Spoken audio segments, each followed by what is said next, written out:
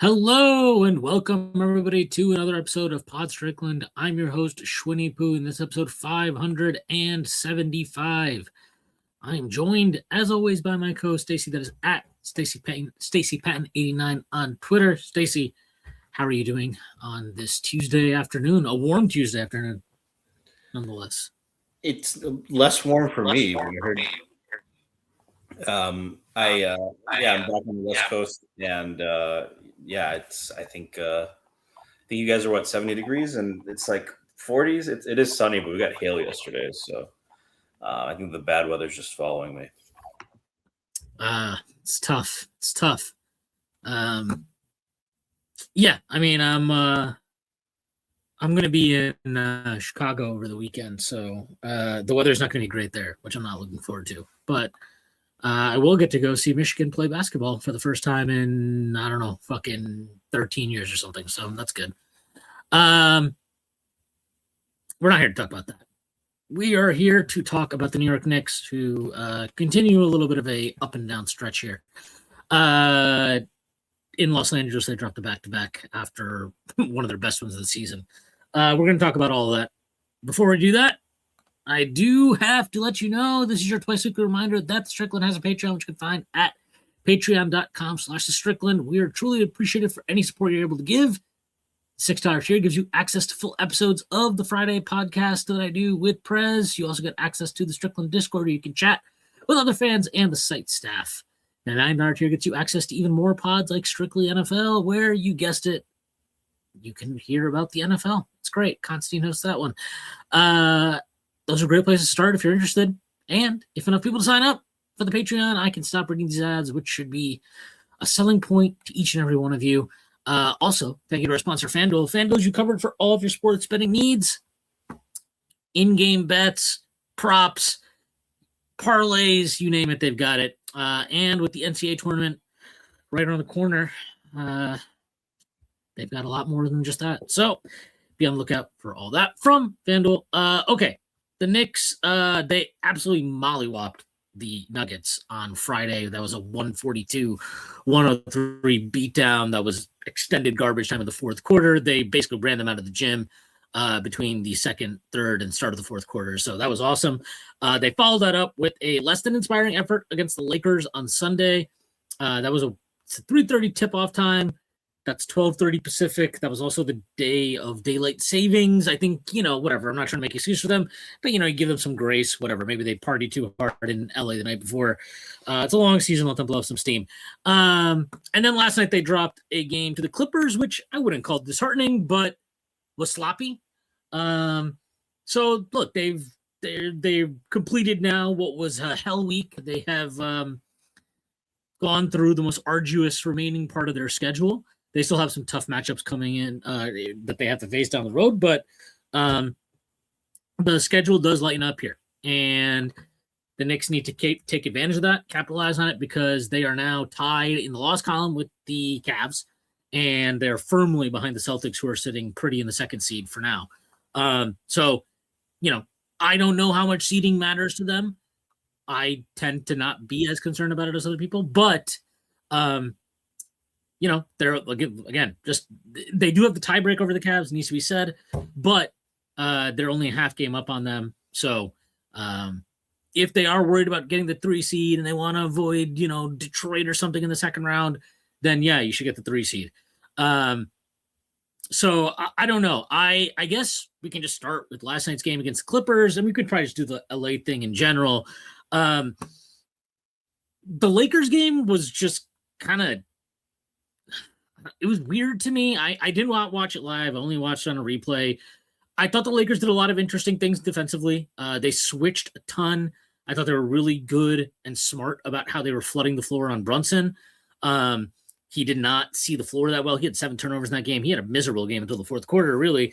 And the Knicks fell behind by as much as 23, if I remember correctly. I think they were down 19 early in the fourth quarter. They did cut it to single digits, if I remember correctly, at some point, but they just fell behind by a lot. And they were behind to start the game. And, this was a game that, it did not feel like they were there all the way. And on top of that, yeah, like they did not make shots. And sometimes, like, I don't think it's fair to say that they lost purely because they didn't make shots, but on a day where, your guys aren't executing at the highest level and Brunson doesn't really have it going at a high level, and your defense maybe it's not as good as it's been during this recent stretch, that is going to hurt you. It's going to hurt you, and it did hurt the Knicks. And on top of that, look, we can talk about Brunson, we can talk about other things, but Mikal Bridges was terrible. He did not score in that game. Literally did not score. 0 points. That's not a great look for him. It was pretty rough. And Josh Hart didn't have a great game. It was a struggle. The entire game was a struggle for the team. And they shot really, really poorly. And the other thing to take away from it is with how much switching the Lakers did do in that game, and how they were flooding the floor and how guys struggled to see the floor, the Knicks did not get off a high volume of threes. They only shot 35 threes. They hit 8 of 35 from 3. So lower volume than the Knicks are accustomed to, and obviously a much lower percentage than they're accustomed to. Not a great combination. And look, I will just say this because I think Mitchell Robinson's awesome. I'm not worried about him by the time we roll out into the playoffs, but he's not been particularly good since the All-Star break. He's looked a step slow. I think in particular on the defensive end of the floor, he has not been great. And I thought he was really poor in this Lakers game. Just did not have anything, did not give them any type of boost. And, again, like on a night where Mikal Bridges doesn't score, Hart doesn't have a good game, Brunson is struggling until the fourth quarter, you really are hoping those other guys can step up. And he is somebody who we know is capable of stepping up, maybe not in traditional box score ways, but in ways that truly impact the game. And he did not do that. So that was like a disappointing effort. But again, I just think I do think for the most part, most fans were understanding of like, okay, we get it. Weird tip-off time. Yeah, you beat the shit out of Denver on Friday. You get a pass made for a game. Yesterday's game was also like they get off to a slow start again, and they could never quite get it down to a one-possession game. They were really sloppy with the ball in this game. I mean, I tweeted it after the game, but like they had 19 turnovers in the game. The Clippers scored 24 points in the game, or 24 points off of turnovers in the game.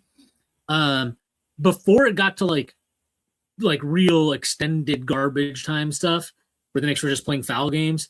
So that was about 58 seconds left. The Knicks had taken 12 less shots than the Clippers. 12. And this is in a game where you handily won the rebounding battle. I mean, like not close. Like you were completely in control of the glass. So you're taking 12 less shots with a minute left in the game. And I mean, that's really it. It was the turnovers absolutely killed them. It killed them. And if you don't turn the ball over, you probably win this game, and you might win it comfortably, because as good as Kawhi was, as good as guys like Derek Jones Jr. and Brook Lopez and whatever, they were, like, the Clippers ultimately did not score that well in the half court. And, the worst thing you can do on a possession is not get a shot up, right? When you're not even getting attempts to get the shot up, that's bad. And when you're committing the type of fly ball turnovers that were fueling easy buckets in transition for the Clippers that they did, that's really bad. So turnovers killed them in this game, and it's unfortunate because when they weren't busy turning the ball over, they were producing good quality offense. They were getting good shots. And like in the first half, I think at halftime, if I remember correctly, Brunson, OG, and Cat were 20 of 31 from the field for 51 points. The rest of the team as a whole was 2 of 17 for 4 points. And look, some of that was guys were not playing well, but also some of it was just, I mean, Shamet missed a bunch of wide open threes in that first half. I mean, he missed a bunch of wide open threes until the fourth quarter, really. Josh Hart was pump faking. He was hesitating. He was not great in this game. Mikal Bridges may as well have been invisible offensively anyway for the first half of this game. I mean, really throughout the game. And Alvarado I didn't even mention him, but he's really struggling right now. I don't know what's going on with him, but he doesn't look like he's confident at all in his shot. He's overthinking. He is passing up on wide open threes that teams are going under on screens on. He's got to figure it out, and he's got to get his game together because the Knicks brought him in for a reason, and they need him. They really need him, and we've seen what he can provide when he plays well already. We've seen that multiple times. So they need him to get his game back, and hopefully, playing Utah helps the cause. And yeah, I mean, you can go up and down the board, but it really wasn't until the third quarter where Diawara kind of really dialed up the pressure that you felt the Knicks were really kind of getting back into this game. It was weird because they were never down by 25 or something, but they kind of just were being kept at an arm's length. I thought Diawara's energy was really good in the third quarter. Shamit's energy too. He was really good defensively in that third quarter. Did a lot at the point of attack, so he deserves credit for that as well. But yeah, the turnovers just killed them, and I that's its own conversation. And turnovers were an issue against the Lakers too, so that's something they got to look at and clean up. You generally would look at a team that has not been a turnover-prone team for many years now and assume that will probably be more of a blip on the radar rather than a theme. So I'm not that concerned about that. But what I am concerned about, what I think a lot of people are concerned about, is the well-discussed issues and travails of the starting lineup, which continues to meander, and maybe meander is generous, maybe flounder is a better word, because they are not getting off the good starts. I mean, the Denver game, yeah, you win 142-103. The starters were not good. They were down 23-16 before changing it to me. And at some point, look, we've talked about starters before, and I've made it clear, I don't really think a lineup change is reasonable at this point in time for reasons not related to basketball. But also some reasons related to basketball, like the alternatives that you would I think most fans, if you were how would you change the starting lineup, or who would you rather have in the starting lineup? What player would you like to put in the starting lineup? I think most fans would say, Deuce McBride. Deuce McBride's not available right now, right? He's out at this moment in time. It's what it is. And if you're a Mitchell Robinson guy, I got news for you. I don't think Mitchell Robinson can start. I don't think he should start. And the fact that he was on a back-to-back last night, obviously he didn't play the game. So that's its own thing. And other than that, you're talking about Landry Shamet and other options that are I like these guys as bench players, but is it Diawara?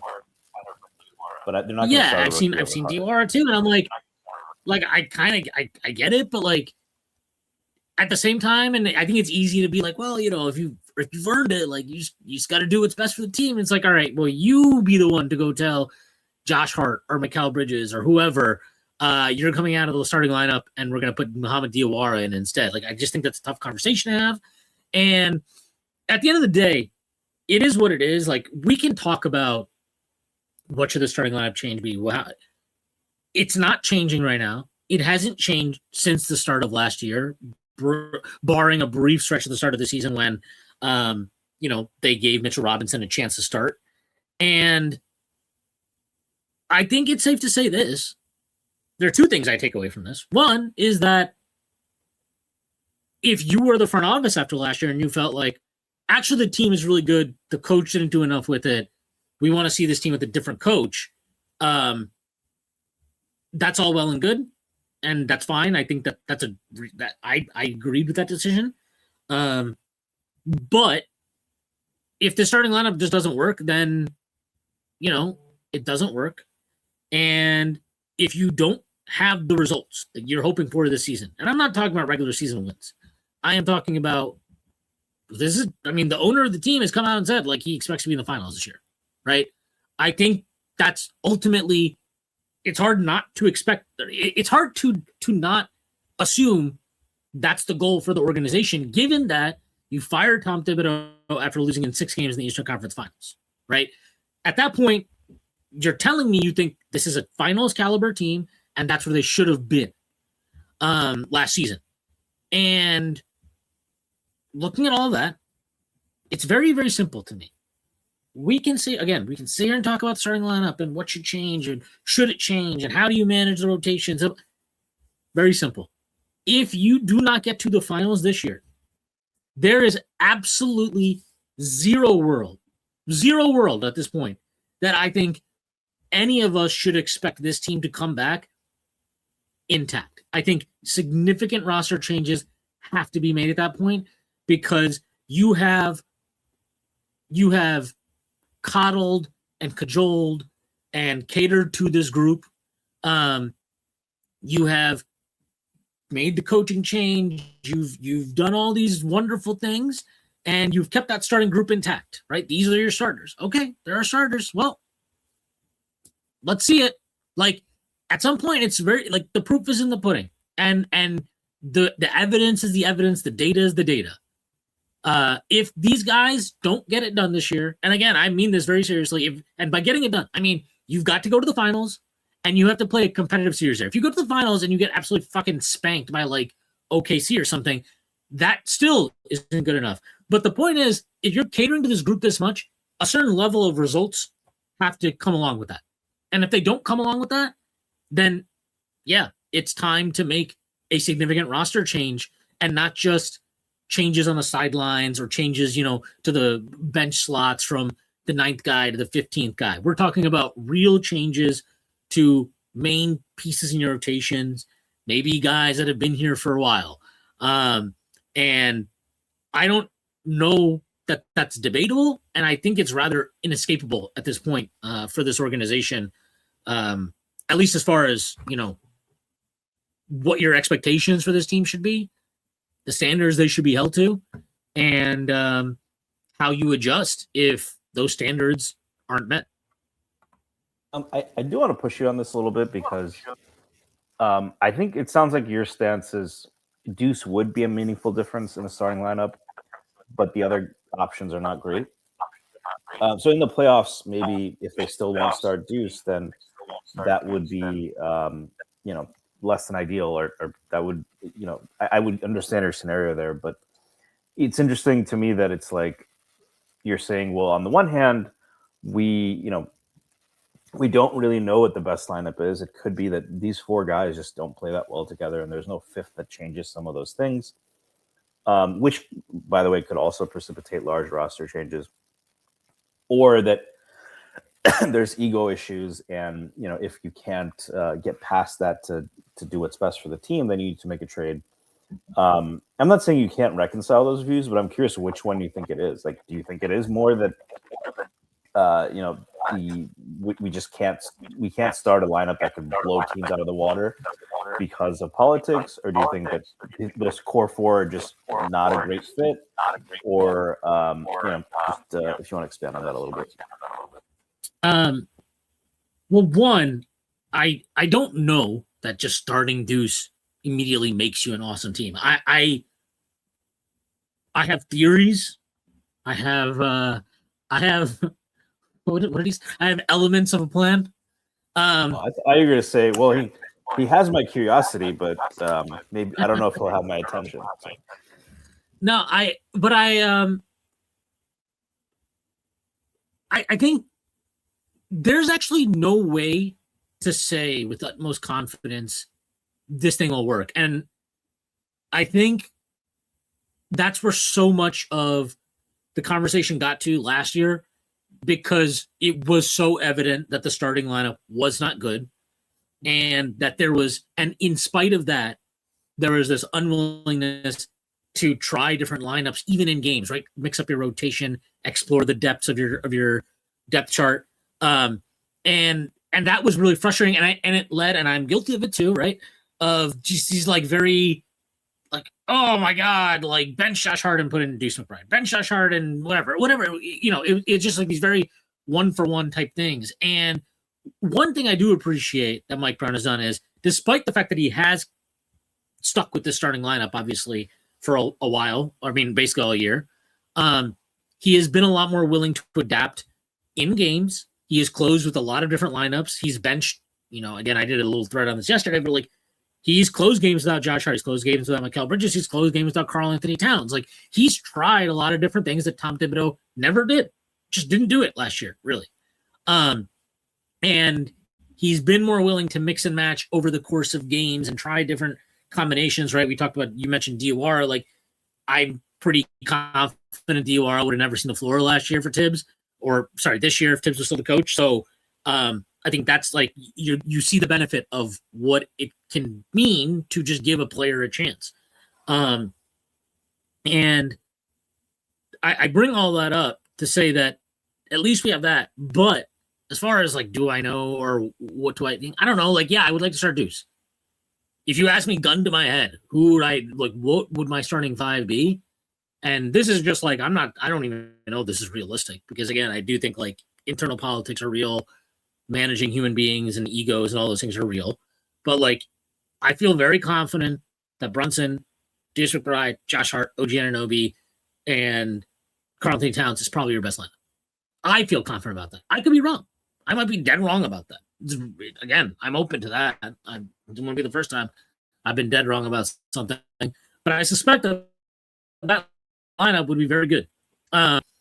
And we unfortunately have not seen much of that. Some of that is because Deuce McBride has missed time. Some of that is because OG Anunoby's missed time. Some of that is just because it's hard to get all those guys on the floor together when you're not starting them together.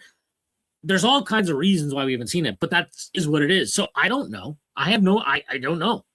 And I think that ultimately is some of the frustration is like, well, we don't know a lot of these things, but the one thing we know for sure, like, I suspect that lineup would be really good, right?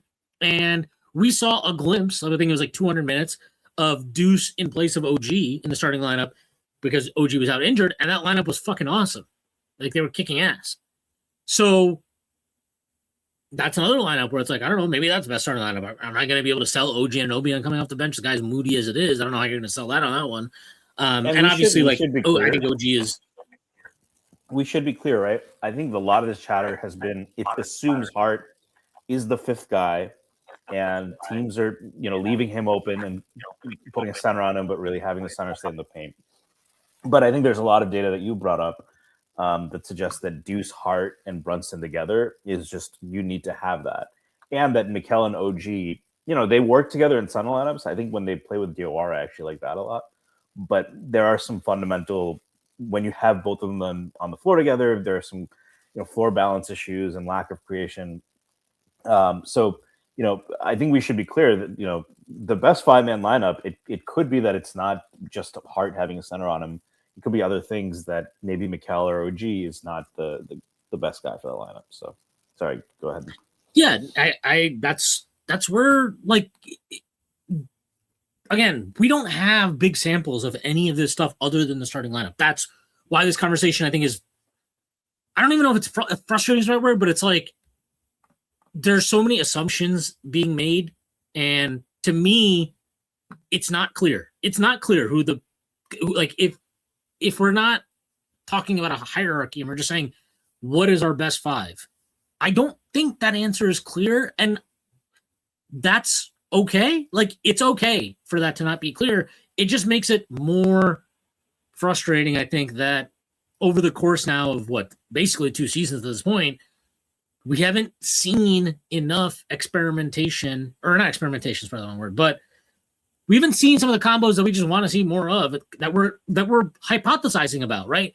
Like, because that's what we're doing. We're like, I think this would be my starting five. That would be my starting five. And it's like, okay, well, we've seen that for like 200 minutes or 117 minutes or whatever the hell these sample sizes are. They're small.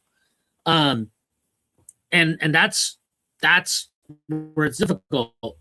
But I think if we're not talking about 5-man groups, then we start talking about, 3-man combinations and stuff like that. Like, I think that's where it becomes interesting because, I mean, that's the reason why I just, like, there's a couple of things that I just think are facts, right? When they assembled this current team, right, and we knew what the starting five was, before they ever played a game together, I think we were all like, man, that starting five is going to be fucking awesome. It's going to be great. Like, this is going to be really fun. And, like, and initially it was really fun. And it was initially very fun this year, too. Like, it was good. It was fantastic. They were really good. Or at least offensively, they were really good. And a couple of things have happened. The offense has not been as good over time. And the defense has just kind of been okay. Like, not particularly great.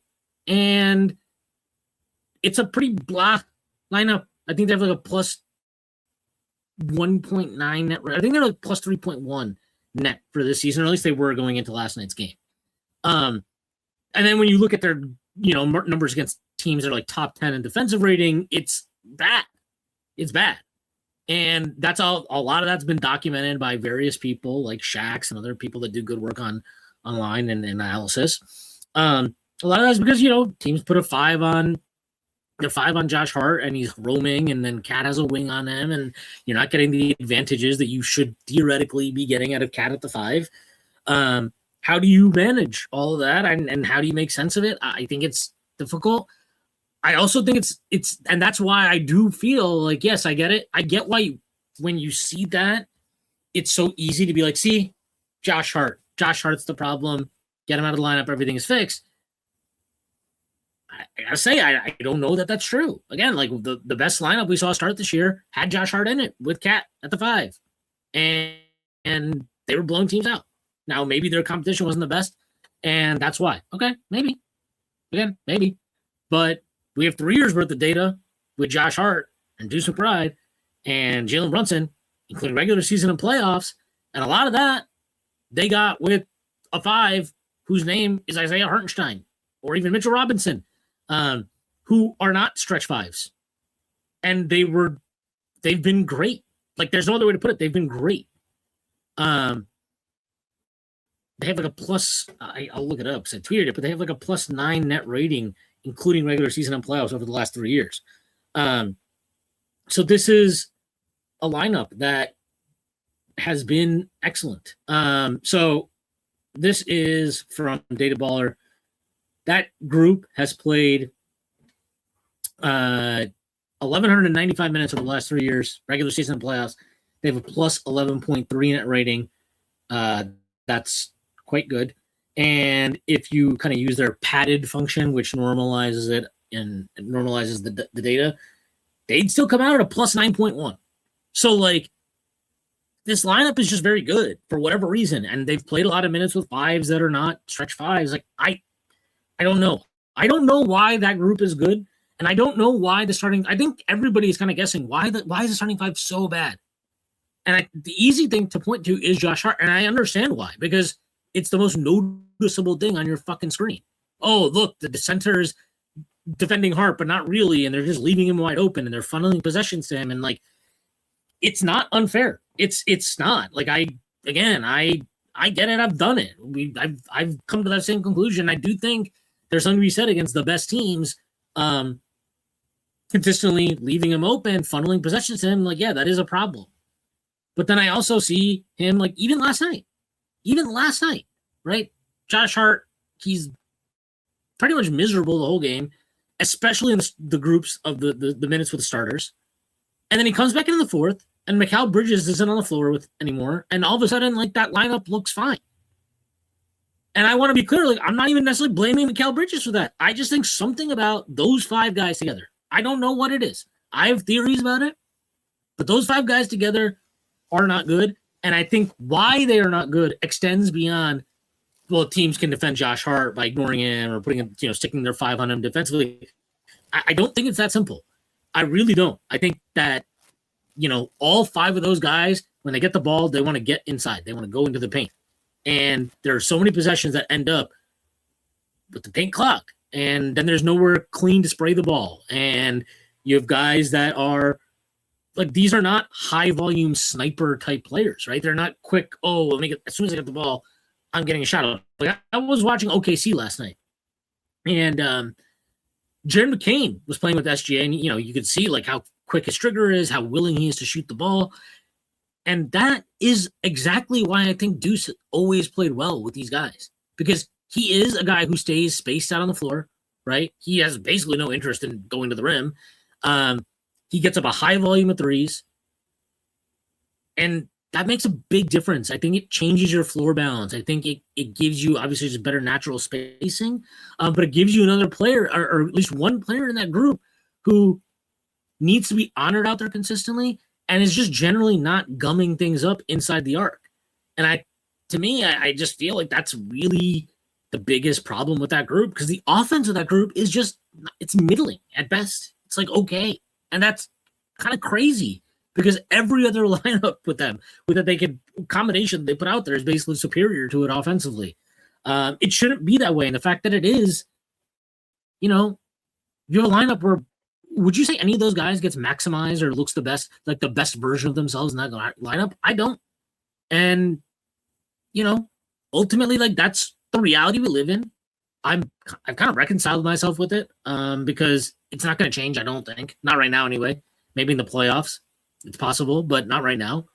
And it's not really worth getting upset over at this point, especially since Mike Brown's been more willing to adjust. But it is what it is. Like it is a problem, and I don't want to focus on it, but at the same time, like how the fuck are we not supposed to focus on it?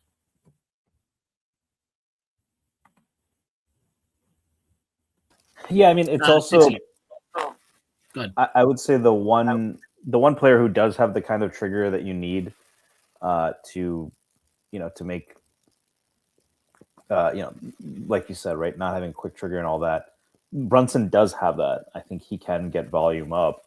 The problem is you're also relying on him for creation, and so I do think it's ironic a little bit that a big reason why we signed Bridges and Hart was their familiarity with Brunson and the whole Villanova thing. Maybe that was overblown. They're good players, but that's probably the most frustrating thing is that you bring Bridges here and you hope that a role that's better suited for him, where he has the experience of being the main guy in Brooklyn, but now he'll not have to do that, but can still secondarily create.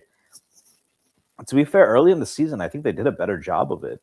Of getting Brunson off the ball, and that's why I still do think that like putting the center on Hart just screws everything up because you just can't have a functioning offense if they're going to leave a guy open.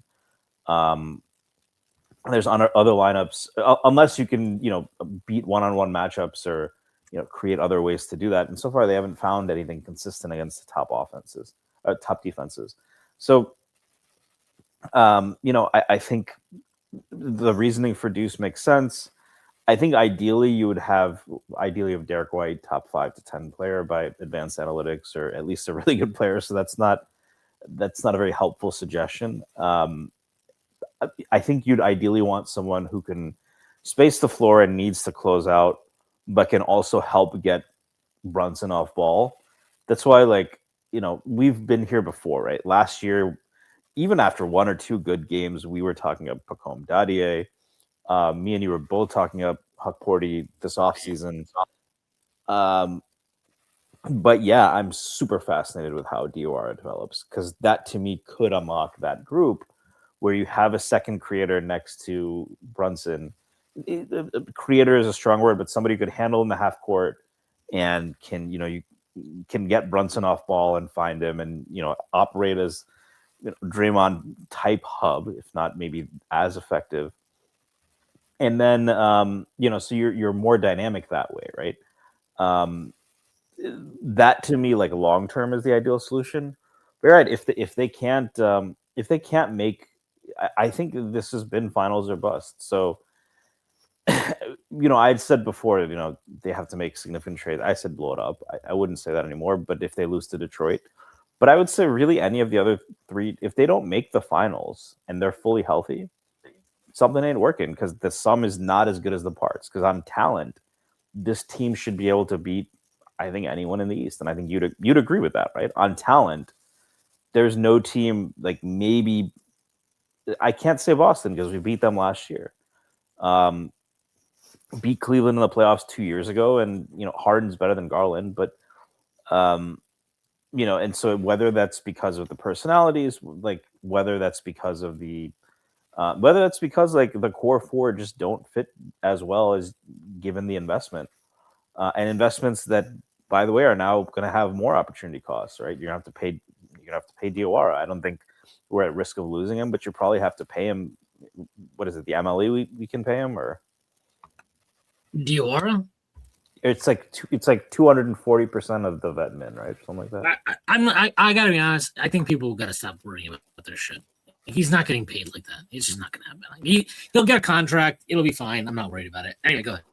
But you're gonna have to pay Deuce, right? The extension would kick in the year after next, right? Yeah. Yeah. So once you pay Deuce, that's probably, is it fair? I mean, do you think $20 million is a fair estimate of what he'll demand?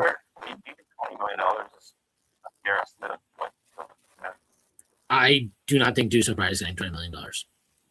What do you, 15? Because press said 20, and I don't know, that seemed reasonable, but sure, let's call it 15.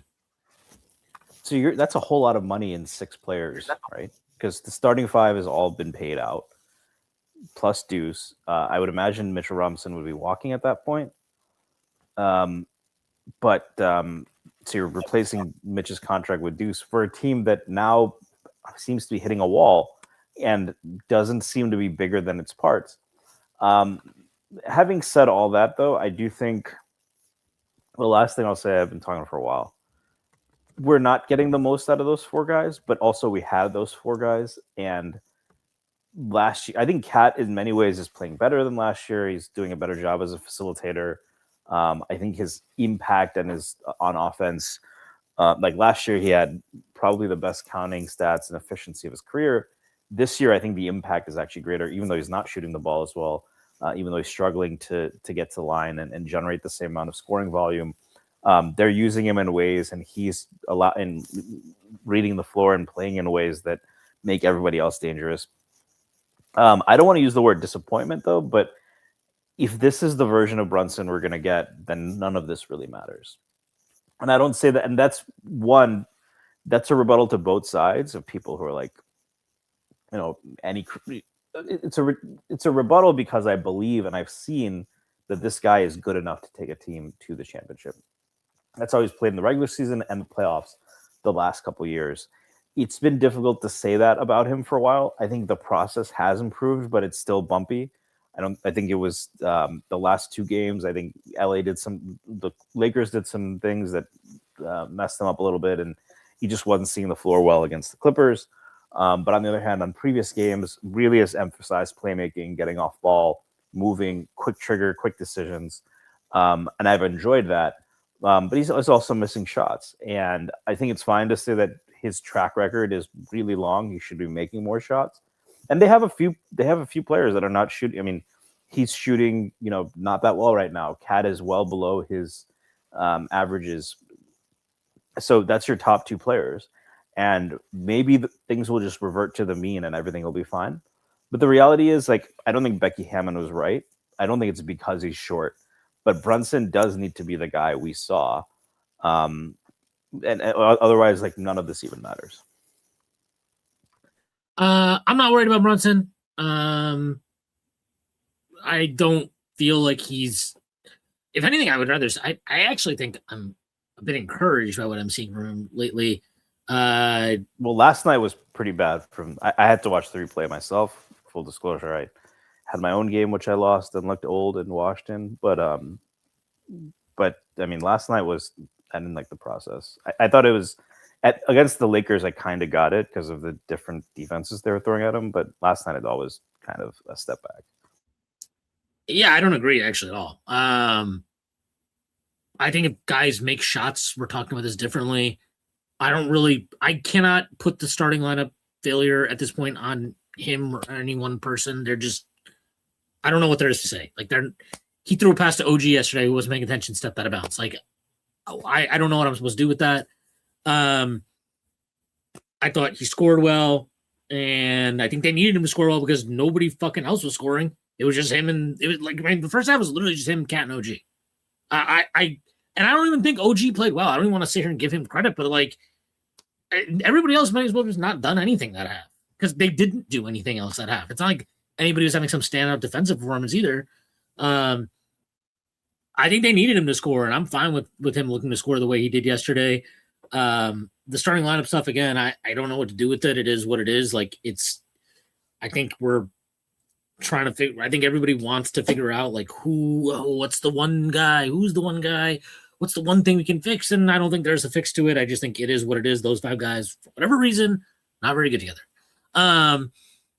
And he had some fuck ups down the stretch. I'm not going to say he played a perfect game or anything along those lines. But I think it was good for him to come out and look to score and be aggressive. And I think it's good that we've seen him have these high assist games lately. As far as why is he not off the ball more like he was to start the year? Well, I think what I would say is they need him to get other guys going. And so it's kind of like a catch-22 of like, well, how do we want to get other guys going? And it's like, okay, well, I guess Brunson has to be on the ball then a bunch. And then it's like, well, we want to get Brunson going early. And it's like, okay, well, then we're going to lean into this other stuff, which is like the more off ball he is, it almost feels like the more ball dominant he becomes in some ways. Maybe ball dominant's the wrong word, but it feels like his usage is higher in that capacity. But teams have also kind of cracked down, I think, on how they're defending them. The best teams have always kind of been able to neuter some of the off-ball stuff when Josh Hart starts in the game, because obviously you have an extra man kind of roaming around. The spacing's not great. I don't know. I don't really have a problem with where Brunson is at. Obviously, we want to see him shoot the ball consistently well from the field. That would be great. And he has not done that yet. Obviously, he struggled against LA until the fourth quarter. The Knicks put up 142 against the Nuggets, and he had 9 points in that game, 3 of 13 from the field.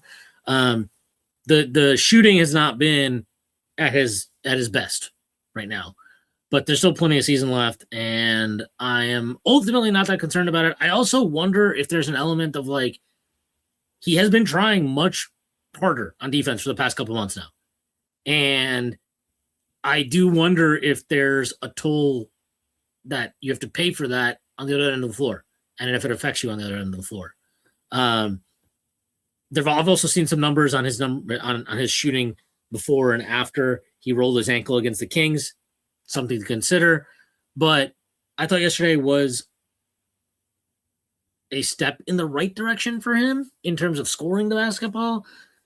But yeah, we would definitely, I think you want to see him put it all together. But like, it's just, I really don't know what to do when I do think a lot of his struggles have to come from some of the lineups he's been playing in, where it's like, even yesterday, right? In the first half, they put him in the lineup with the first quarter, right? They put him in the lineup with, I think it was Hart, Huckporty, Shamet, and Diawara at one point. And I'm like, I don't actually understand what the purpose of that lineup is. Like, what is your path to success there? What is your usage aside from Brunson in that lineup? Fucking like 50 or something like it's just like there's just not enough usage in that lineup, and your spacing is kind of it's very messy.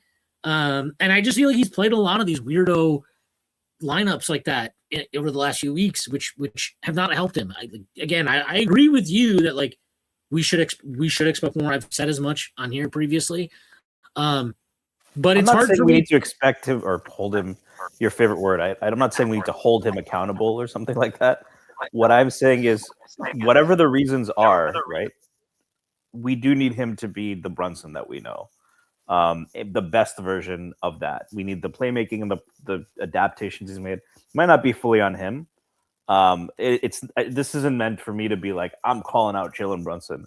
What I'm saying is we know what he's capable of, and all of the other lineup stuff we're talking about becomes kind of a secondary consideration if that's just not going to happen. And maybe it will if the lineup stuff happens. Don't you think the lineup stuff plays into his performance though? That's why, like, I don't know if we divorce that. I wouldn't fully divorce it, but he also just is missing.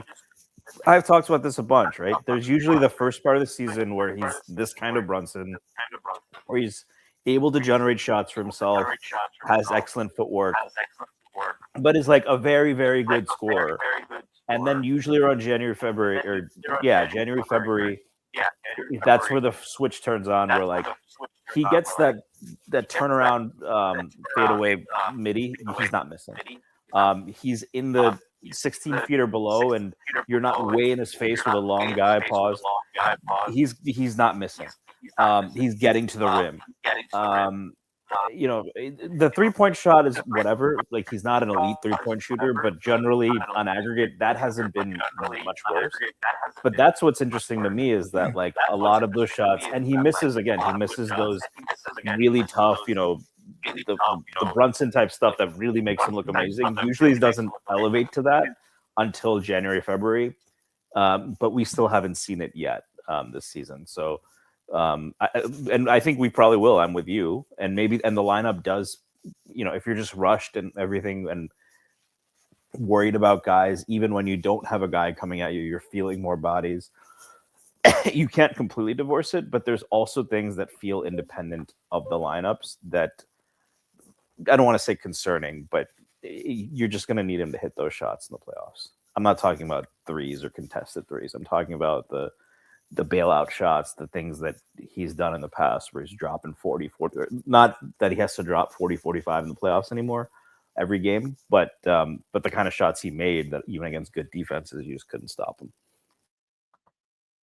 Yeah, no, I mean, I don't think there's no way to deny that, right? That he has to make more shots. It's pretty undeniable and non-controversial statement that you're making. I kind of don't know what to do with. It's all very complicated to me, or not complicated. Like I feel like he is getting hurt this year with that starting group and really with like a lot of rotations and weird lineups more than he has in the past. Like, I don't know, it's worth mentioning or not mentioning, but like Brunson with Hart off the floor this year, 16.5 true shooting, 55.2 EFG. With Josh, that's like in 1,016 minutes. With Josh Hart on the floor this year, he is at, sorry, 1 second. Just trying to pull it up. He is at 56.2 true shooting, 52.1 EFG. I don't know. Like, it feels like not great. Just doesn't feel like it's the same. And it's weird because they undoubtedly have great chemistry together. Like that's for they sure. Have a podcast together. Yes, yeah, they're best friends and they have great. But even on the floor, you can kind of see it. Like they have a good connection. But I guess maybe that speaks to the whole idea of it, right? That like basketball is not. It's a 5-man game, and there are trade-offs to every choice you make, right? Every player you bring in to fit into a group, it needs to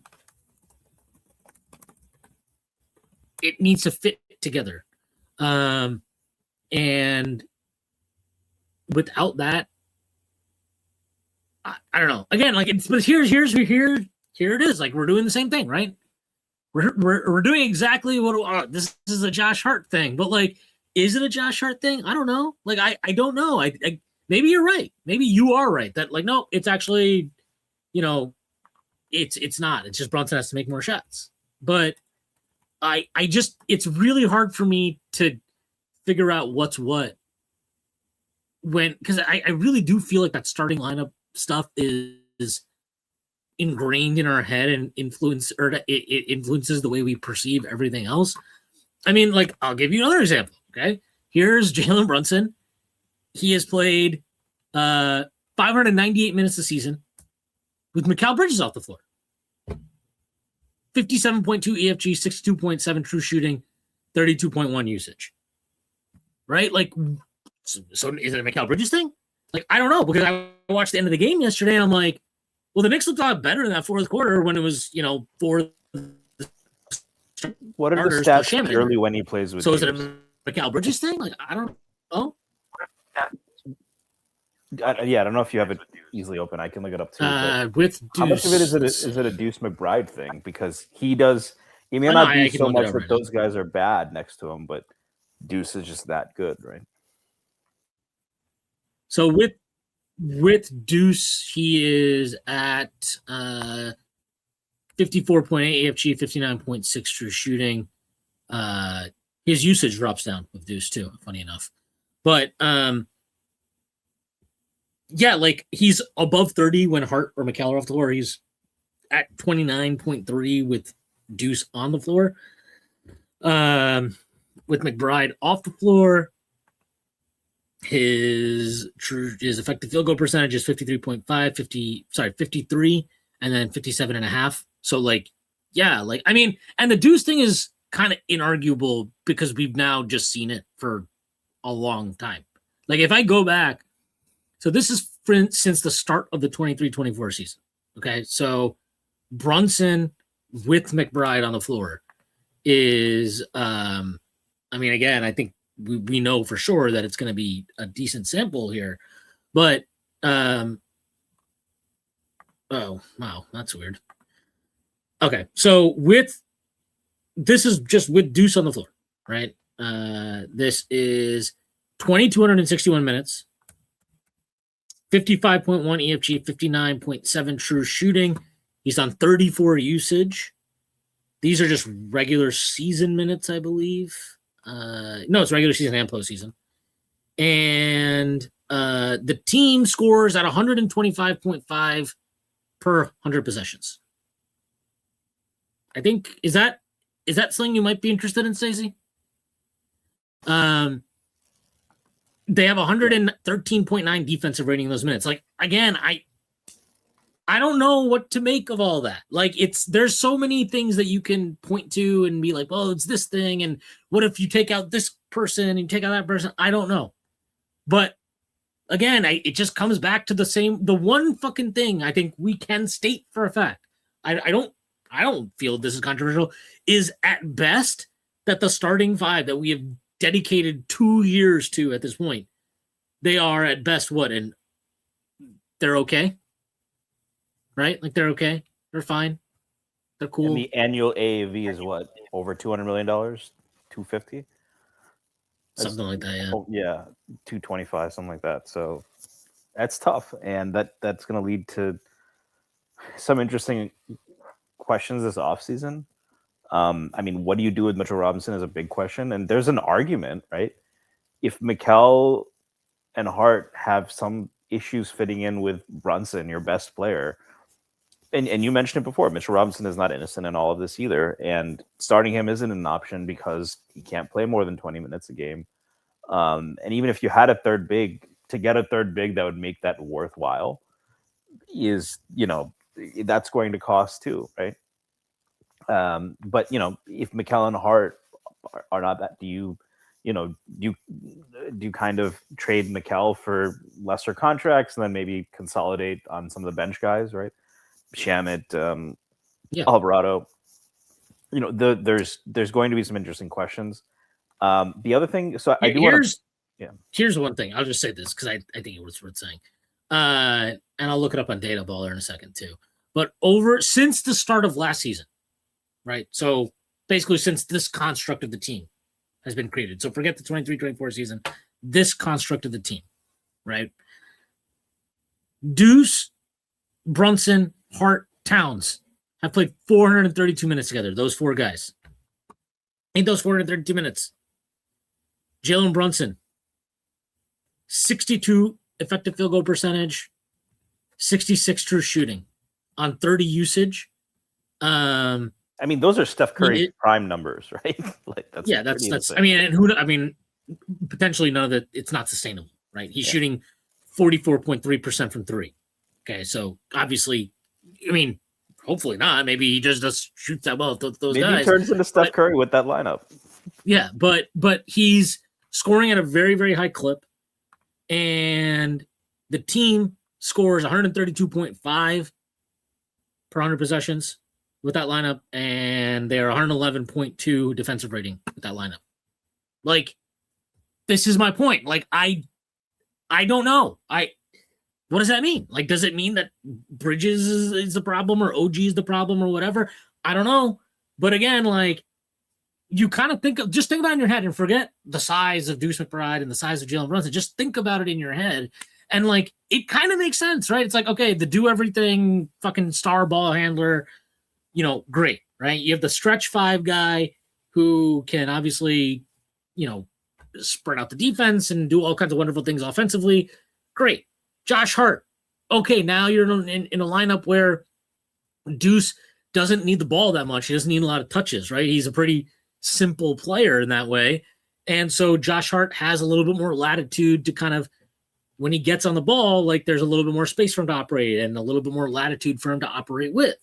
And then either one of Mikal or OG Anunoby slot in kind of more logically into that lineup. And it's, again, I'm sure that lineup is juiced from this year where they were smoking teams, and that was with Mikal in the starting lineup with them. So like, I don't know what it's all just so much, but like, yeah, like I've been saying it now for over a year. Like, I do think that Brunson, McBride, Josh Hart trio, for whatever reason, I don't know, I think you get like what with the starting lineup, you would agree, right? That not a single one of those guys you watch and you're like, oh, well, the lineup's getting the best out of this guy, right? Would you agree with that? Or it's certainly close to the best. And I think I'll add one other thing too. What Deuce gives you is that you mentioned before, right? Brunson is working a lot harder on defense. So now you're playing him with and it's not just that he's a point of attack defender, because there's times where Bridges or OG is going to take that assignment, or Hart takes that assignment a lot.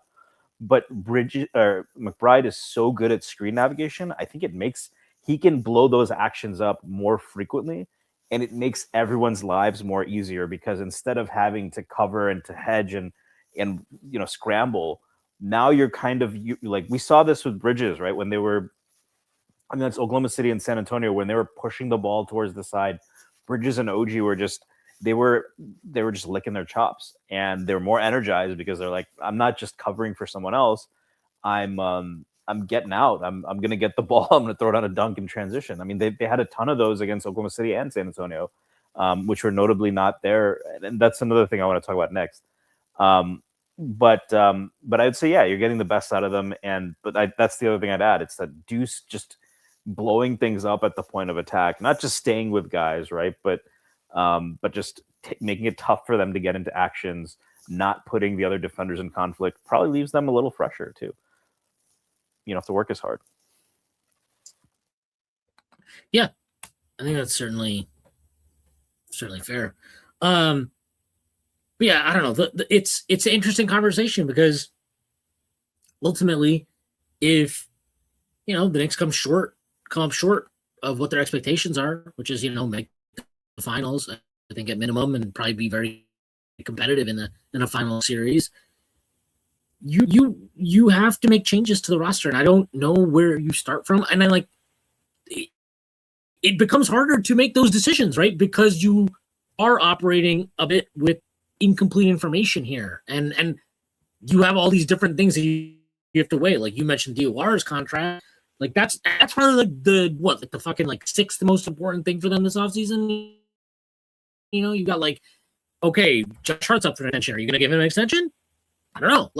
Giannis Antetokounmpo might still want to be traded. Do you want to get in the honest conversation again? There's so many different things going on. Mitchell Robinson's a free agent. Are you going to bring Rich Robinson back? There's so many different moving pieces here, and I think it's why there is a lot of pressure on this team in this season. Question, and it's more than the team itself, right? Because I if the Knicks don't make the finals, do you think in 9% of those outcomes that the 2 or 3 most culpable players for that failure, right? Would one of them ever be Deuce McBride? Not unless he has a really horrible shooting stretch. Okay.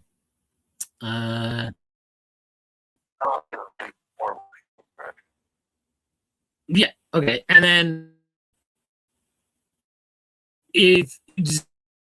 what is like Mitchell Robinson aside from like an injury? Like if Mitchell Robinson is actually healthy and playing, what do you think the odds are that he's the top 3 reason that you don't make the finals? Very low. Yeah.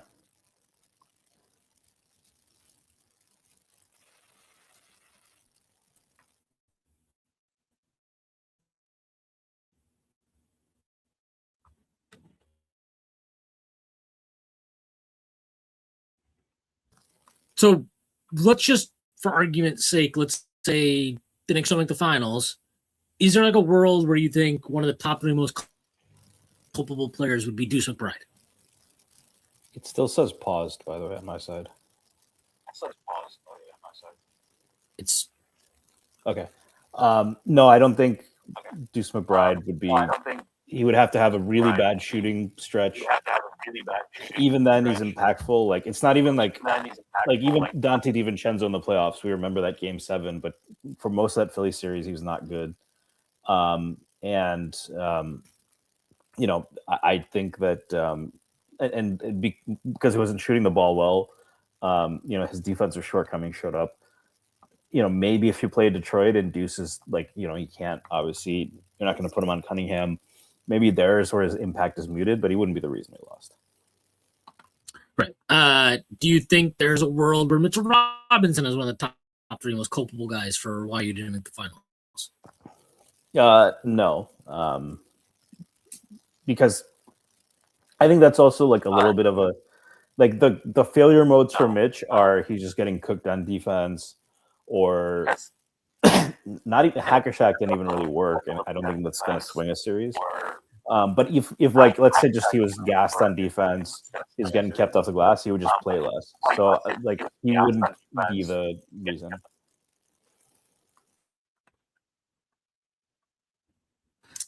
So that's where, to me, it feels like the Knicks could not make the finals, and I could still see them bringing Deuce McBride back and Mitchell Robinson back, Landry Shamet back, for example. But if they don't make the finals, I don't see how a major, like somebody from that starting 5, and maybe multiple players from that starting 5 are going. Like they are going. It's not, there's zero chance you just get to run it, like that you just run it back again. And if you do run it back again, I think you end up in a Cleveland scenario like they were this year, right? Where it was like, okay, we ran it back, and all of a sudden you're like, well, this isn't going the way we quite want it to, and we got to make a change. And then you make, and like, credit to Cleveland, they seem to have made some couple of trades at the deadline that helped them out. But that's like, is that really what you want? Is that the position you want to be in?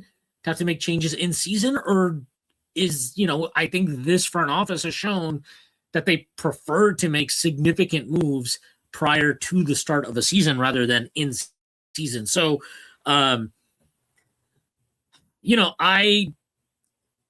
just, it feels like a big rest of, hopefully 3 more months here, but like, it does feel like a critical kind of point in the life cycle of this team. And I don't want to be like super depressing and act like, we've been here talking about it all season that like, hey, look, this team is actually really good. They have a chance to win the title. It's not all doom and gloom, despite what the first hour of this fucking podcast has been. Like, there's obviously a lot of good buttons to push on this team, right? There's a reason why, despite the struggles of the starting lineup, they have been as good as they have. They have some of the wins that they have. Last time, like since we talked last, they played OKC. And yeah, they lost the game, but that was a game you went toe-to-toe against the champs. And you could feel good about how they competed, how it looked. Was it all perfect? Absolutely not. But like they showed a lot in that game. And like it's not hopeless. I don't want to write this team off. But what I am saying is coming up short of that, though, like short of a finals berth, like I don't know. It just doesn't seem to me like they're just going to run it back. And I'm not it doesn't need to be a Giannis trade or something, but it is going to be something. It is definitely going to be something. Because I said, like, they've done everything that you could possibly ask of a front office to do if they believe in a core of players, right? They've done pretty much everything you could ask of them. They've improved the depth. They made the head coaching change, which was significant both from a personality perspective and from a X's and O's style perspective. Like, they have done everything. They've paid them, right? They paid OG Anunoby. They paid Mikal Bridges. Like, they've done everything that you could possibly ask for. At some point, it needs to become, it needs to be rewarded, or it becomes your job as the front office to move on from players. And, Leon has the ability to make tough decisions, but this would definitely be the hardest kind of point in time to do it, because you need to be competing for championships, and make has to be with that in mind. Yeah, I think that we're pretty aligned, and I will say this too, right? We look at last week after San Antonio and even Oklahoma City, I think the mood was this is a championship level team, right? And it felt like it. It did not feel like those Detroit games. It didn't feel certainly like that 2-9 stretch, but that was the first time in the last 2 years where, like we said, the first 3 quarters of that first Oklahoma City game last year. Since then, Oklahoma City had the one huge blowout, and the Knicks had, obviously not beaten the Celtics or Cavs, beat the Celtics. Now, that Oklahoma City game, forget any of the discussion around it. We can talk about it, right? But it's been talked, the calls and whatever. That game could have easily gone the Knicks' way, and there were a lot of things that felt systemically good. And I'm going to get to one of those, and I kind of want to pivot onto that. So, this is a great team, and defining narratives after every 1 or 2 games is not healthy. And I think that's a little bit, and the stakes are so high. We've talked about this a lot as well. The stakes are so high, you can only disappoint, right? They meet expectation. The only way they can exceed expectations is winning the NBA Finals. There's a very narrow margin. Last year was closer to that, but getting to the conference finals met expectations at least. And then the year before, or the years before that, it was like, winning a playoff series, that was the expectation. So those things are different, and that's why every game feels like a referendum. But it was interesting to me, and what I did want to talk about is they've definitely been trapping more aggressively. And I think that really worked well against San Antonio. And even this is the first time they've really had good answers for SGA, because they're icing screens, pushing him to the sideline. And that's where a lot of those turnovers were coming. They were doubling Wemby, in the corner strategically, without giving him much space, where he would have to throw kind of desperation passes or long passes. I thought one of the first plays that really was noticeably it's not working out well today was against the Lakers, where, is the end of the first quarter. They double Luka, and it's from far away. It's Landry Shamet running from far away to double. And it is a long pass, but Luka easily finds Kennard, one of their best shooters, in the corner. And it just seemed like they were still and the same thing happened against Kawhi. I don't know if it was DJ or Benji who put up, or someone put up the Knicks double team Kawhi, I think 15 times or something. And they were at 1.5 points per possession. He just torched their double teams because they were all in the middle of the floor. They were all coming from far away. Those are just easy reads for certainly a guy like Luka, but even a guy like Kawhi, who's not known as the greatest passer, but is going to take easy money. Do you think there was a change that those teams made to prevent those doubles from coming towards the side to preempt icing? Do you think the Knicks just, had some execution issues? Would be curious there, because that seemed to be something they had found, especially against the kind of scorers who have given them problems in the past, and just didn't work the last 2 games. Are we sure it didn't work? Are we sure it didn't work, or did they just did the Clippers just have a really great shooting performance? Like I did not think it was that bad. I thought on the half court it, like, again, 24 of their points again. So before garbage time, because I consider the last minute of that game garbage time. I don't know if you do or not, but I didn't Depends not how at you any count point fake feel like, comeback. oh, the Knicks have it right here in their hands. Like, yeah, it was very much a fake comeback. But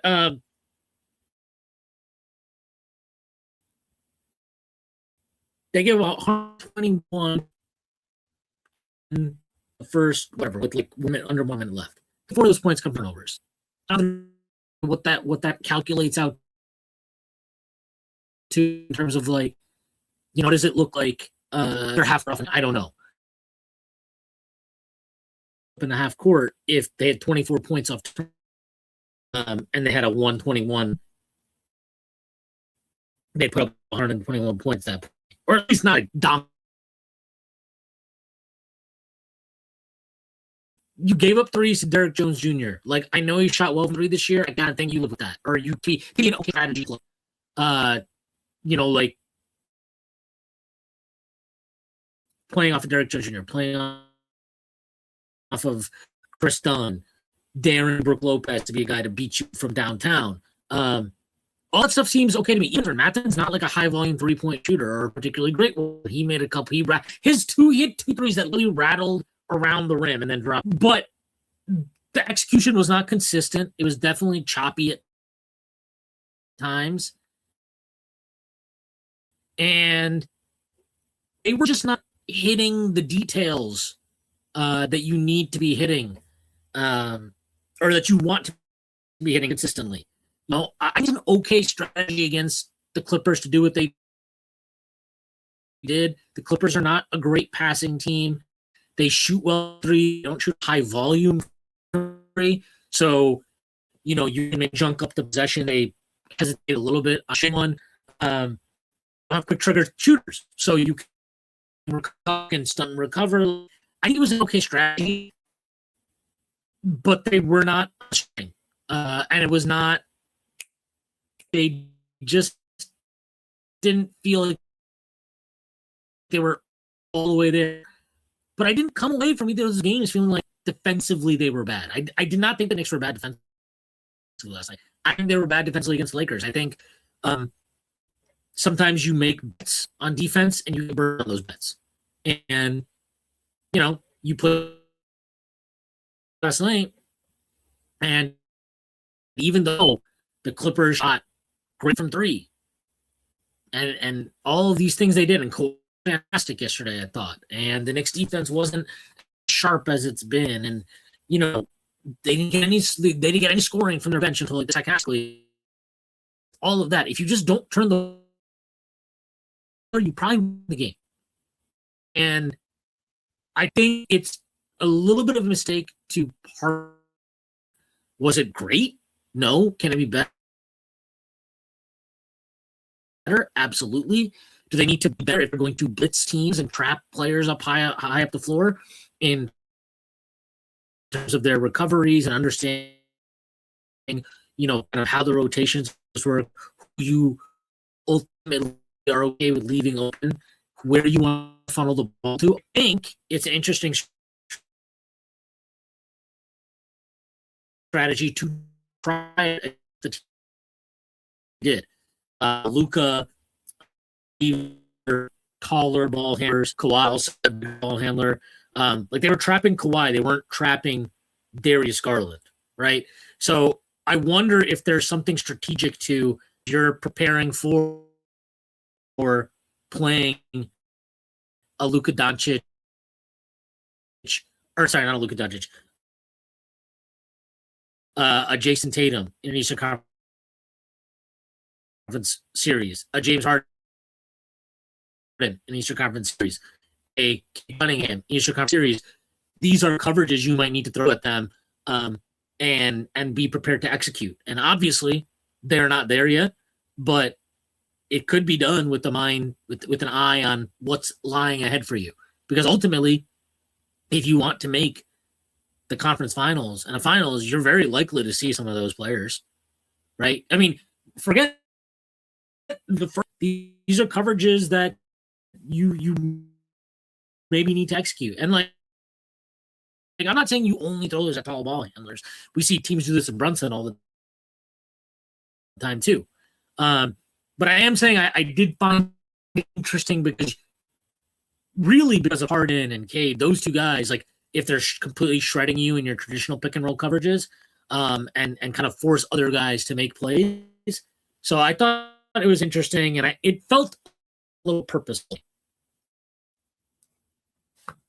That's fair. It just seemed to work a lot better against Oklahoma City and San Antonio. And, that could also be other teams having counters.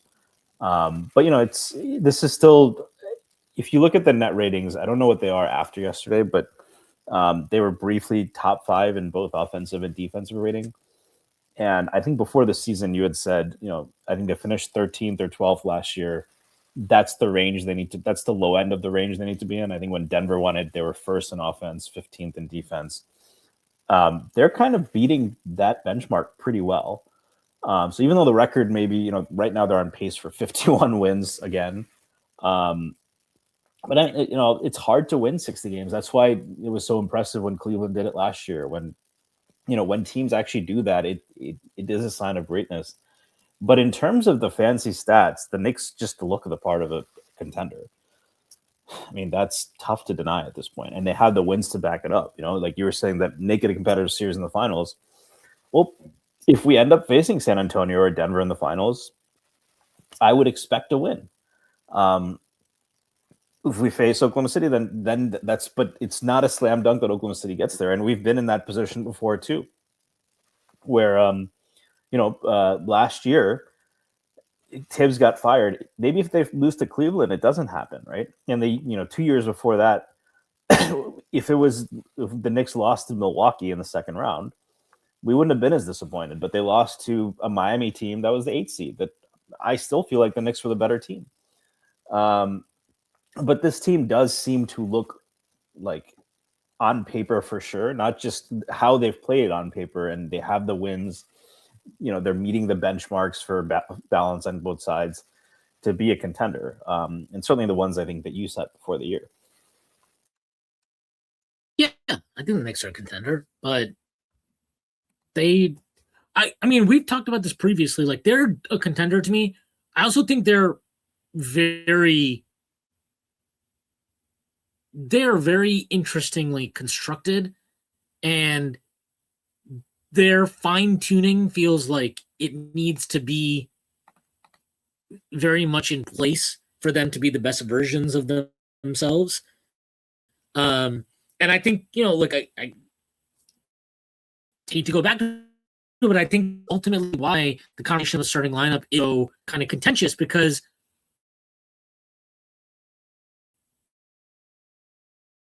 Brunson's great. Carlton's great. Neither guys is Shea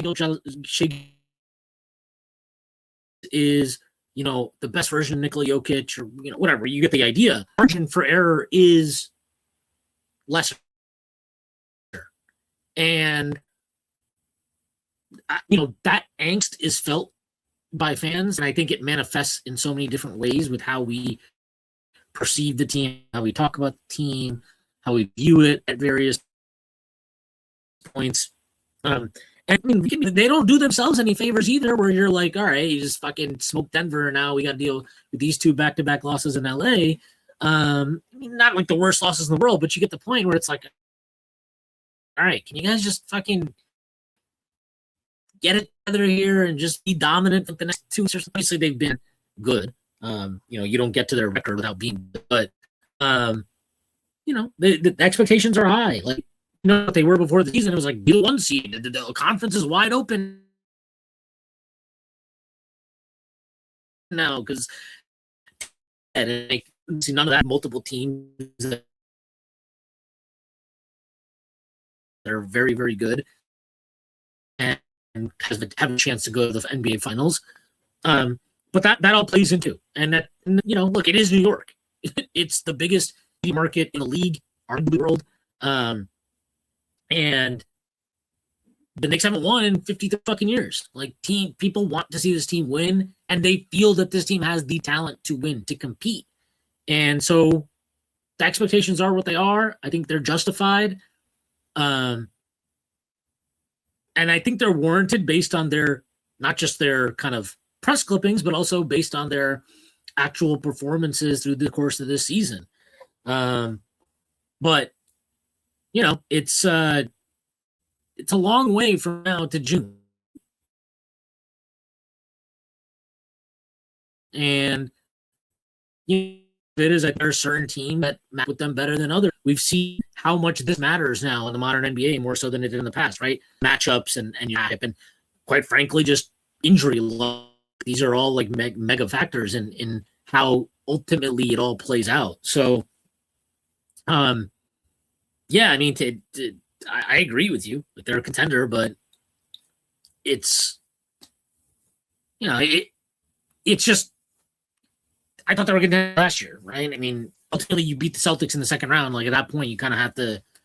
But I'm like, talking all right, about I guess we can get to the before finals. season, we specifically said 13th or 12th. That's kind of the range they need to be on defense.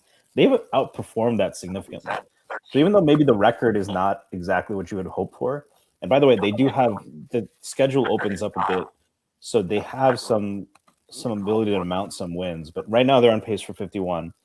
So even though they're not exceeding, you know, in terms of being good enough on defense and still being good on offense, they're hitting those marks in terms of showing up against contenders. Besides Detroit, they've had a win or been competitive with all of the other top teams. A couple of them they've blown out. So, you know, it's basically like when you zoom out, it's easier to feel like better about this team, I guess. Whereas game to game, there's inconsistency, but it is a long season. And you see it. I mean, Detroit lost the Nets, and last night they got blown out by the Heat. You know, even the best teams, even the ones that maybe are younger and don't have the injury issues the Knicks have, they have bad nights. So, you know, it's you know, it just is what it is. But I think 10,000 feet view, the team is basically where you would hope for them to be. You just have a few more weeks to kind of make the final push and the final changes in 2 weeks. And then you get Deuce back. I mean, I think we've seen, the last couple of games, how much Alvarado has struggled. And, you know, we've gone to Clarkson, we've gone to Kolak. But, you know, not having Deuce matters. On a night Bridges didn't score against LA, you know, that's a game where if he just doesn't have it or he's going through the motions, then put in Deuce. And Brown has been willing to do that before. So, high level, I still feel really not just I think they can win, but like there is quite a bit of evidence to suggest that, yeah, this is a different team than last year. It's a better team, more well-rounded. They've pushed the right buttons more often than not, have more ways to beat you. It's still, if you ask me for the season, the things that you want to see, besides maybe the raw win total, I've seen basically everything else I want to see. Yeah, I think that's more than fair. It's, you know, we're also at the point in the season where I think it's like we generally have an idea of what this team is. We generally have an idea of what most teams are, and we're kind of just waiting to see how it plays out until we get into the playoffs. Obviously, seeding isn't set, certainly not in the East or the West, really, for that matter. So that's still to play for. But I think we have a good grip on who this team is and what they're capable of. We just need to see it now against the best teams in the league. And that obviously won't be here for another month and a half, really. So they still have time to hone things. And, you know, the conversation we just had for the first hour where we're just talking about the starting lineup and how do you manage the rotations, like that's ultimately the biggest thing that they have to face going into that's the biggest thing they got to figure out, because if you're going to keep the starting lineup, fine, so be it. But there's enough evidence that this is not a lineup that's going to be effective playing major minutes against quality opponents. I'll just quote this. This is from an article that Jeff Rasmussen, if you follow him on Twitter, he just dropped this on his website, Hot Hand Theory. The starting lineup, they have hit when they're playing the bottom 10 teams, they have a plus 20.7 net rating, 119 offensive rating. When they play the top 10 teams in the league, they have a minus 5.7 net rating and 108.2 offensive rating. So, like, that is ultimately, I mean, we talk about margins all the time, right? Like, it's a pretty big fucking margin. Like, it's a pretty big fucking margin if your starting lineup is not good against the best teams in the league. And I have the I'm happy to say, like, I don't personally think solutions or how to handle it are easy, but they're necessary at some point. At some point, it becomes necessary to change the starting lineup. And is it so uncomfortable that you can't do it right now, and you kind of have to wait for the playoffs, where it's easier maybe to get buy-in and guys sacrifice more willingly because, you know, the goal of a championship is kind of like more tangible. At that time, maybe, but like, it's also because you have less time to hone in on, this will be my starting group now, and then this is how I want to deploy my rotations off the bench. Like, you're figuring that stuff out, not blind like last year because you have tried more things, but you're still figuring it out as you go along. You still have to figure that out as it happens. And, you know, they want to be the first team in the NBA that made a lineup championship. You know, we saw Dallas do it, right, in the NBA Finals. They put JJ Barea in a lineup and won the championship because of that, or partially because of that. Lineup changes happen, and even at the top end of the playoffs. But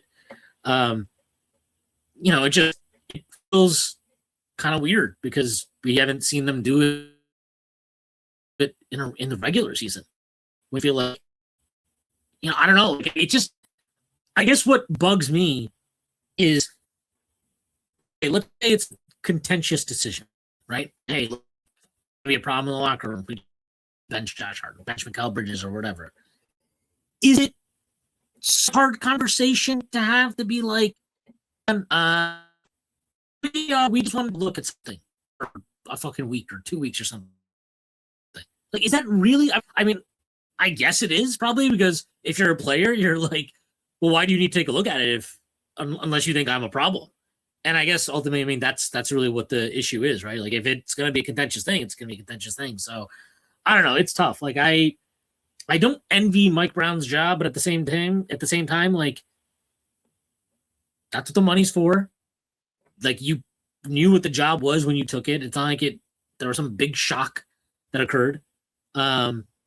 So we'll see. I think, this is Mike Brown's going to make $10 million per year this year. So I'm assuming you're spending time with me. I think that, you said I don't envy his job, and I said there's a lot of things I would do for $10 million a year. So I can definitely be envious of it still. Yeah, but. I mean, I don't envy the. I envy the paycheck. I don't envy the job.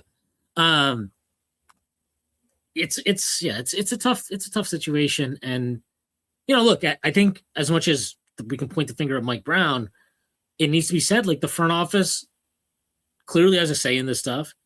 We heard all about they wanted to be more collaborative. They wanted a coach who'd be more collaborative with them when they moved on from Tom Thibodeau and hired Mike Brown. From all the reporting and the murmurs we've heard, that has been the case. So clearly they are at least involved in the decision to keep the starting lineup going. And I think when you make a coaching change and then a lot of things stay the same, you got to look.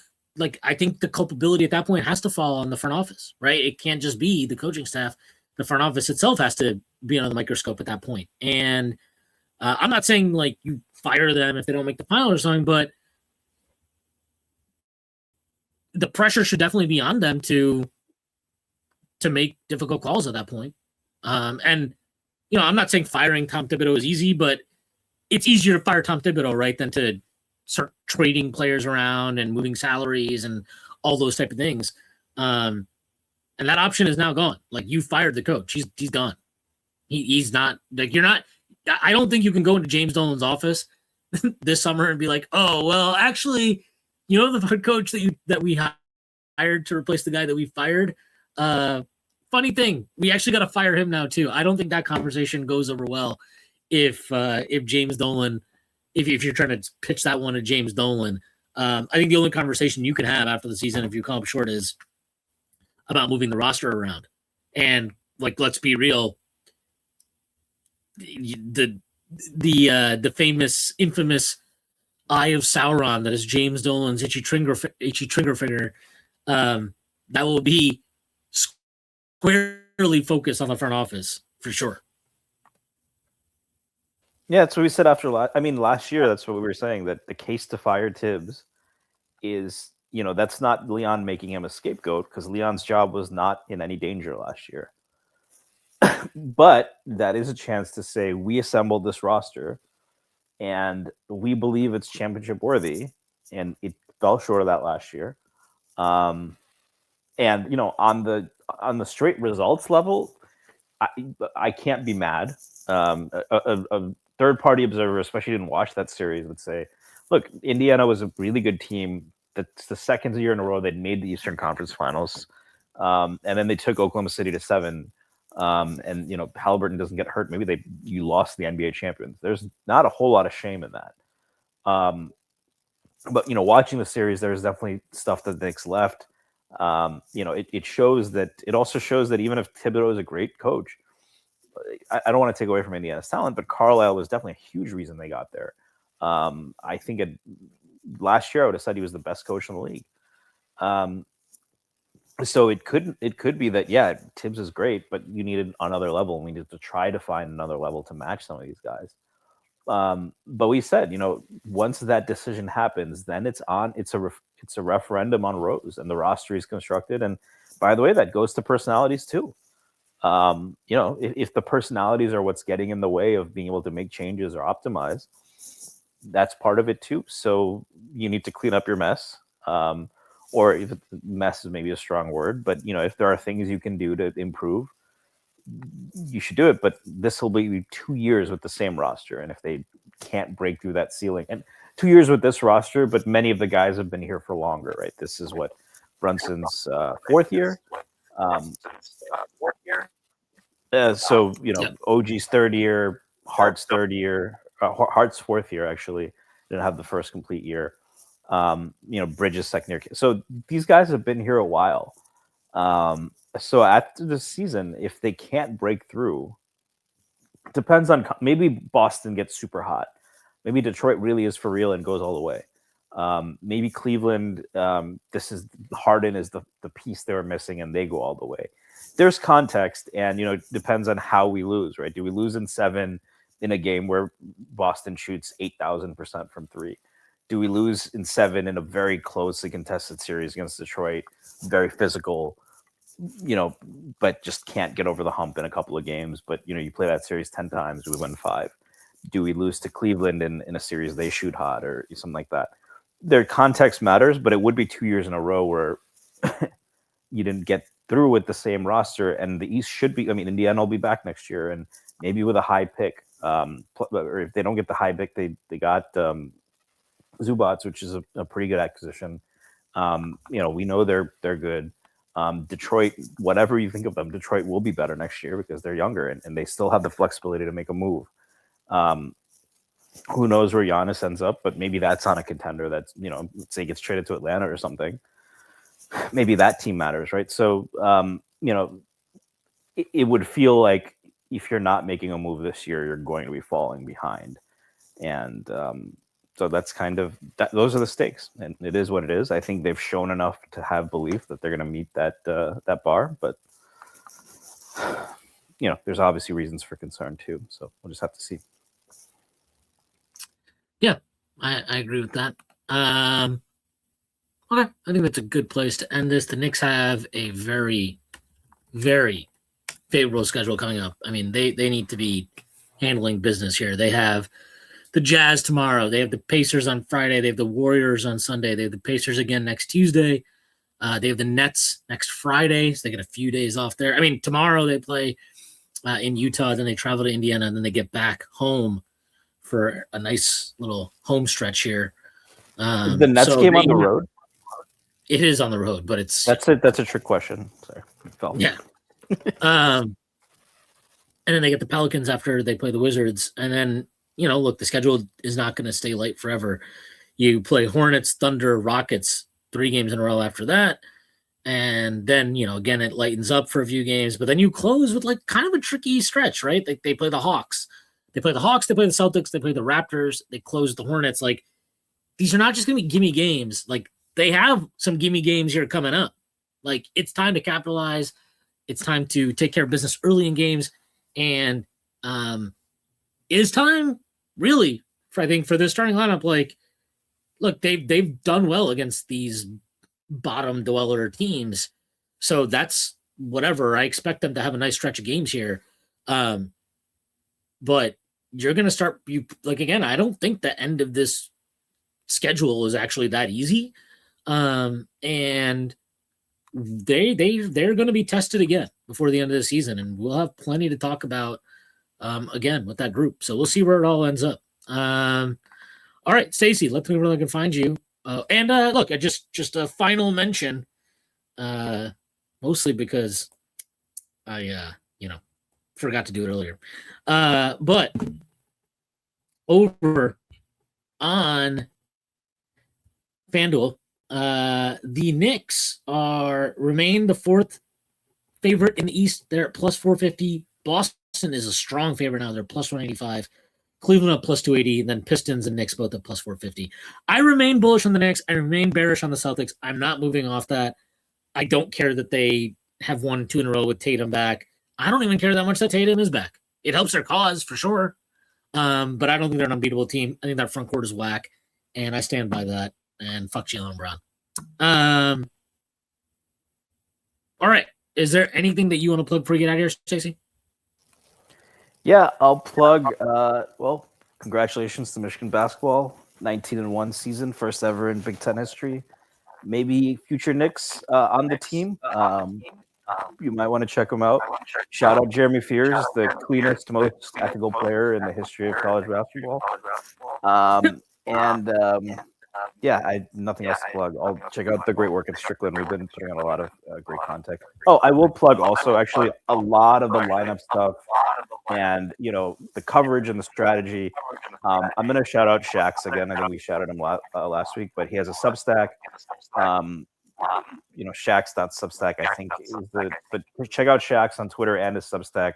Does a really, really good job diving deep on a lot of these issues, using numbers and film and blending them together to understand what's working, what's not, diagnosing the real problems. So definitely give them a check them out. I agree with that. All right. I have nothing to plug personally, so I'll plug all the words Strickland. I will also echo the sentiments of follow Shax and give him a read on a Substack if you're not already. All right, that is our show for today. Again, hope everybody has a great evening, and I'll see you all. I'm off this Friday, but I will be back next week, so I will see you all then. Peace.